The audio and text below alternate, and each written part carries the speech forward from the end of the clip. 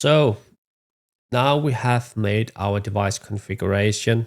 We have added our rooms. We have moved the devices to our rooms. We have updated our devices. Everything is good. We have calibrated our dimmers. Now we only have one thing left to do before we will start doing automation. This is to make the energy data settings, because now we have this energy data dashboard and we can see that there are some lighting inside here turned on. But if I turn on now my relay, there should pop up some extra unknown power consumption. Yeah, you can see here there are another category called other.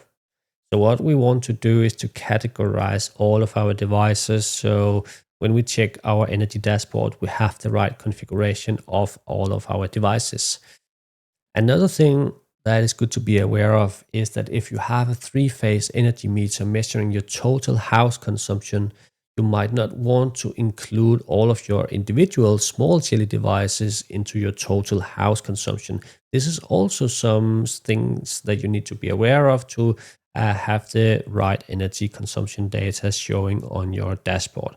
So let's just go to our power metering devices. So the Shelly dimmer, it does measure power metering, but we cannot change the device type. We can only change the energy calculation here. So normally, if I would have a 3-phase energy meter inside my room, I would exclude the Shelly dimmer and all of my small devices like the Shelly dimmer, the Shelly relays, and so on from my totally account energy. Because if I have my 3-phase energy meter measuring the total house consumption, this will show the accurate house consumption or total energy consumption for my total house. If I don't exclude all of the small devices I have around, all of the energy consumption will basically be measured twice. It will be added on top of the 3-phase energy meter. But as I don't have any 3-phase energy meters in this solution here, I will keep it as it is. Let's go to the Shelly 1PM Mini Gen 4. Go to the 2 cogwheels here. And here we'll see a new tab. We'll see the appliance type. Because this is a relay, it can control different types of things. As standard, it is set to other. In this case, it's controlling lighting. So I would like to change this to lighting. It could also be controlling your floor heating. It could be controlling your water heater or something like that. So you would be able here to change your appliance type. If you have a 3-phase meter measuring your total house consumption, I would change it to grid source. If I have a 3-phase meter measuring my generated energy from solar panels, I would change it to generated energy. But in this case, this is just lighting. I press save. And now if I go to my energy dashboard, you can see everything has now changed to lighting. So dimmers are automatically known as lighting. Also, the Shelly RGBW is also automatically recognized as lighting. You cannot change this device type. So now it's all good. It's all set up. But let me show you how it looks like in a larger setup. So let me go to my private account just quickly to show you how it looks like. So I will add another profile. I will add my private account and log in. I have a bit more devices inside my account here, and I have already done all of the configuration. So if I go to my energy dashboard, you can see that I have a total energy consumption right now of 885 watt.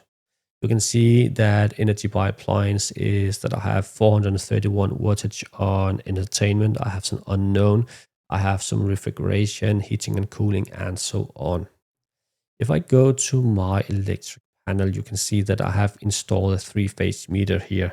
And if I go to the appliance type, I have changed that to the grid source. What I have done is that now I have added, let me just see. If I take the dimmer here, for example, and if I go to the energy calculation, this should be excluded from the total account energy. It's saved. Let's see if it actually recognizes its settings. So this is the right settings, because now I have my 3-phase meter measuring my total house consumption. So I don't want to add the consumption of my dimmer on top of my 3-phase meters energy measurement. So this is how I would make the settings, and this should now give me the proper energy consumption data when I go to my energy dashboard. So yeah, that's all settings I wanted to show you in this session. Let's continue next time with grouping alarm zones with some automations or scenes, as we call them. All of the fun stuff, I would say.